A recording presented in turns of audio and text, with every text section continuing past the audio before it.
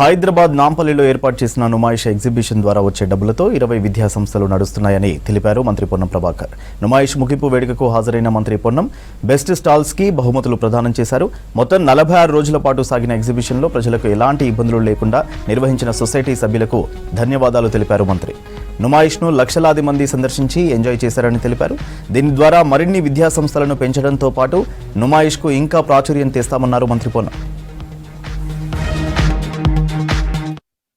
సౌకర్యంగా ఉండే విధంగా ఈ స్టాళ్లు నిర్వహణ చేస్తూ 46 రోజుల పాటు కొన్ని లక్షల మందికి ఈ యొక్క స్టాల్స్ ను ఎగ్జిబిషన్ సందర్శించే అవకాశం కల్పించడం అనేది ఒక పెద్ద కార్యక్రమం. ఎగ్జిబిషన్ స్టాల్స్ కి మాత్రమే పరిమితం కాకుండా దాదాపు 20 పైన విద్యా సంస్థలు నిర్వహిస్తూ వేలాది మంది విద్యార్థులను, పేద విద్యార్థులను వృత్తిపరమైన కోర్సులతో పాటుగా సాంకేతిక విద్యతో పాటుగా అన్ని రకాల కోర్సులకు సంబంధించి ముఖ్యంగా పాలిటెక్నిక్ లాంటి సంస్థలను కూడా ఇక్కడ ఏర్పాటు చేసి ఇవాళ పేరెన్నిక గల సంస్థలుగా ఎగ్జిబిషన్ సొసైటీ ఆధ్వర్యం లోపల నిర్వహిస్తున్న సందర్భంగా వారందరూ కూడా హృదయపూర్వకంగా అభినందనలు.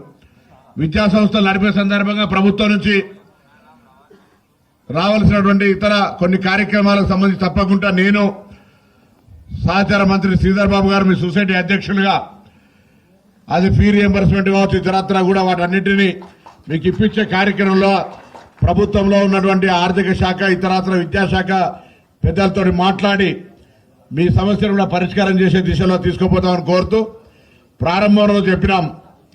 ఆ విద్యా సంస్థలు ఇంకా కొంత విస్తృతపరిచే విధంగా ముఖ్యంగా వృత్తి విద్యలకు సంబంధించి ఒక వొకేషనల్ ఐడియా తోటి గ్రామీణ ప్రాంతాల్లో కూడా ఈ యొక్క కోర్సులను తీసుకుపోయే ప్రయత్నం చేయాలి. అందుకు సంబంధించి గ్రామీణ ప్రాంతాల్లో మీకు ఎక్కడైనా స్థలాలు అవసరం ఉన్నా ఈ నూతన విద్యా సంస్థలు ఏర్పాటు చేయడానికి సంబంధించి ప్రభుత్వం తరఫున ఎక్కడైనా అవసరం పడితే దాన్ని సమన్వయం చేయడానికి నేను మీకు ప్రతినిధిగా ఉంటాననే మాట కూడా ఈ సందర్భంగా నేను మనవి చేస్తా ఉన్నా. ఈరోజు 20